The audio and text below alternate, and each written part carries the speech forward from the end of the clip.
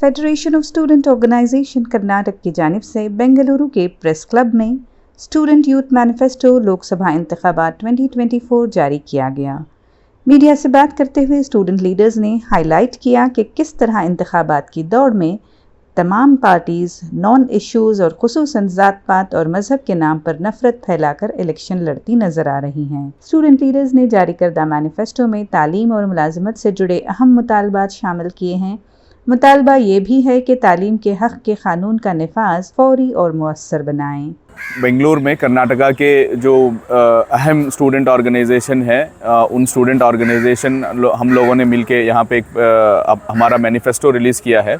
उस मैनिफेस्टो के ज़रिए हम लोग ये बोलना चाहते हैं कि तकरीबन 7 ऑर्गेनाइजेशन ले मिलके, इसमें SIO स्टूडेंट इस्लामिक ऑर्गेनाइजेशन है, कर्नाटक विद्यार्थी संगठन है, student Christian movement of India है, दलित विद्यार्थी परिषद है, ऑल इंडिया स्टूडेंट एसोसिएशन है, अम्बेडकर स्टूडेंट एसोसिएशन है और student federation for people's democracy. इतने ऑर्गेनाइजेशन मिलके हम लोगों ने मैनिफेस्टो रिलीज़ किया है और इस मैनिफेस्टो में हम ये चाहते हैं कि ये इंतखाबात जो है, ये चुनाव जो है, ये हमारी इन मांगों की बुनियाद पर होना चाहिए। इस मैनिफेस्टो की चीज़ों को हम यहाँ की जो पॉलिटिकल पार्टीज़ जो इलेक्शन लड़ रही हैं वो अपने मैनिफेस्टो में इन चीज़ों को ऐड करें।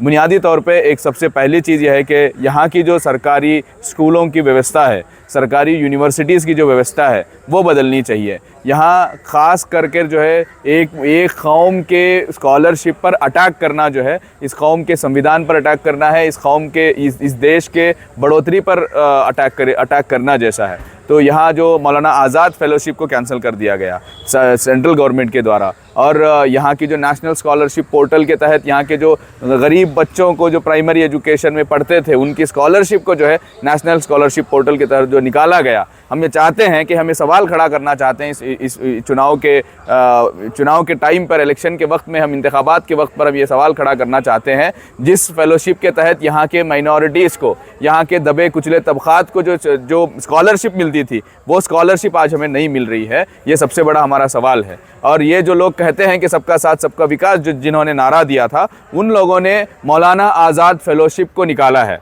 और उसके लिए बिला वजह बहुत सारे जो है ये लोग उसके लिए रीज़न्स देते हैं। और जो नेशनल स्कॉलरशिप पोर्टल के तहत जो माइनॉरिटी के स्टूडेंट्स को यहाँ की स्कॉलरशिप कैंसिल कर दी गई, जिसके लिए हमको स्टेट से डिमांड करना पड़ रहा है। स्टेट स्कॉलरशिप पोर्टल के तहत स्कॉलरशिप दो करके हमको स्टेट पे पूछना पड़ रहा है, जबकि 116 करोड़ 150 करोड़ रुपए जो है वो गरीब बच्चों को आते थे, 1000 2000 1500 रुपये बच्चों को जो है प्राइमरी स्कूल के बच्चों को आते थे, जिसके ज़रिए से बच्चे अपनी ज़रूरियात को पूरा करते थे। आज उनकी जो है वो ज़रूरियातों पर रोकने की, उनके एजुकेशन पर जो वॉर किया गया है, वो यहाँ के जो सबके लिए जो समान शिक्षा होना चाहिए उस पर एक उनका एक अटैक है। हम इसका डिमांड इसके अंदर कर रहे हैं।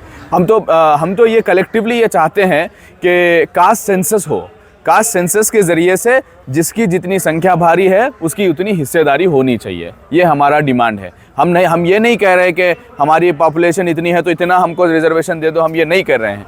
जिसकी जितनी संख्या होनी चाहिए उसकी उतनी भागीदारी सरकार को चलाने में भी होनी चाहिए, और सरकार को चलाने के साथ साथ यहाँ के जो एजुकेशन इंस्टीट्यूट्स हैं वहाँ पे भी उनकी उतनी संख्या होनी चाहिए। आज माइनॉरिटीज़ का हायर एजुकेशन में कितना उनका एनरोलमेंट है, ग्रॉस एनरोलमेंट रेशियो क्या है, क्यों दिन ब दिन जो है माइनॉरिटीज़ की खुसूसन मुसलमानों की तलबा जो है यूनिवर्सिटीज़ में कम क्यों हो रही है तादाद? इसकी बहुत सारी वजूहात हैं। एक वजह इसकी रिजर्वेशन है, जो कर्नाटक में भी जो गंदा खेल खेला गया असेंबली इलेक्शन के वक्त में, जहाँ शाह साहब आए कर्नाटक में, रायचूर में खड़े हो गए और बोलने लगे कि हमने 4% रिजर्वेशन जो है हमने मुसलमानों से लिया है, 2% वक्कलीगा को दिया है और 2% लिंगायत को दिया है। ये जो गंदा खेल कम्युनल पॉलिटिक्स का खेला गया, सरकार ने यहाँ की जनता ने उनको जवाब दिया है असेंबली इलेक्शन में, और उनको ये लिंगायत के मठों से ये बात आई और आदि चुनचनगिरी मठ से वहाँ के स्वामी जी ने ये कहा कि ये रिजर्वेशन हमको नहीं चाहिए, किसी से छीन के देने वाला रिजर्वेशन हमको नहीं चाहिए। जब ये बात यहाँ के सर्वजनांग दशांति तोटा से जब आती है तो यहाँ हम वापस ये सवाल करते हैं कि ये जो कास्ट सेंसस है वो कास्ट सेंसस होना चाहिए, और जो लोग जहाँ एजुकेशनली, सोशियली, इकोनॉमिकली, पॉलिटिकली जो लोग बैकवर्ड हैं उनको आगे लाने के लिए उनको रिजर्वेशन देना चाहिए और उस रिजर्वेशन के साथ सबको साथ लेके मुल्क आगे बढ़ सकता है। जो भव्य भारत जो लोग कह रहे हैं, दिव्य भारत का निर्माण कह रहे हैं, वो यहाँ के निचले तबकात के पढ़ने से, निचले तबकात के आगे बढ़ने से होगा, ना कि जिनके पास दौलत है वो और अमीर हो जाए, जिनके पास पावर है वो और पावरफुल हो जाएं, जिनके पास पावर नहीं है वो और नीचे चले जाएं। अगर ये तजाद बढ़ता गया तो देश का जो जीडीपी है वो भी गिरेगा, देश की जो उन्नति है वो भी गिरेगी। महज इसमें एक कौम का नहीं बल्कि पूरे देश का नुकसान है। प्राइवेट गैर इमदादी इदारों में भी रिजर्वेशन को बढ़ाया जाए।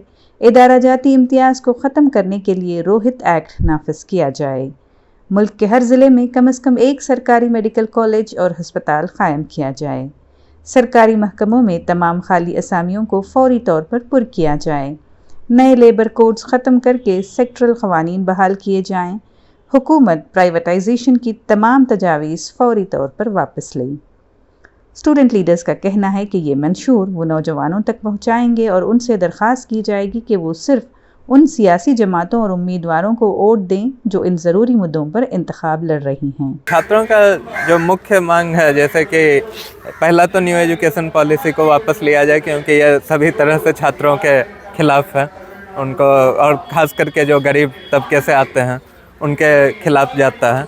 दूसरा मांग जो है कि सरकारी जो भी शिक्षण संस्थान है, स्कूल कॉलेज सब, उनकी संख्या बढ़ाई जाए। जैसे कि बेंगलोर में ही हम लोग देखते हैं ज़्यादातर जो है वो प्राइवेट इंस्टीट्यूशन हैं, सरकारी कॉलेजों की कमी है जिसके कारण गरीब लोग शिक्षा से दूर हो रहे हैं। तीसरा मांग जो है कि सभी सरकारी संस्थान या प्राइवेट जो भी हैं सब में जो है स्टूडेंट यूनियन अलाउ हों, ताकि छात्र अपने मांगों को रख सकें। नहीं तो अगर यूनियन ही नहीं है तो फिर उनके मांगों को आसानी से दबा दिया जाता है, उनसे जो है अवैध रूप से बस फीस के अलावा पैसे लिए जाते हैं कि अटेंडेंस कम है या फिर जो है मतलब और कुछ कारण बता के।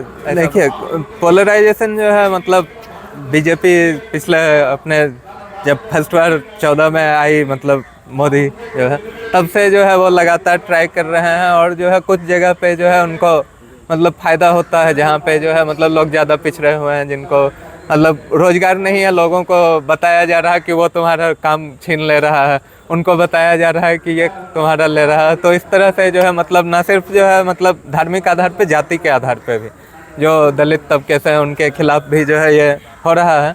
और जो है बीजेपी लगातार इसको बढ़ाने की कोशिश कर रही है। लेकिन जो है अगर जैसे हम लोग कोशिश कर रहे हैं, ये मैनिफेस्टो है या और भी सारे जो भी छात्र संगठन है वो, जी हमें लगता है कि असर होगा। जैसे जैसे हम ज़्यादा लोगों तक पहुंच रहे हैं और जो है मतलब लोग हमारी बातों को सुन रहे हैं, तो उसका असर होगा, पोलराइजेशन कम होगा। लोग जो है जो उनके मूलभूत ज़रूरत है, बेसिक नीड्स, उसके हिसाब से वोट करने जाएंगे।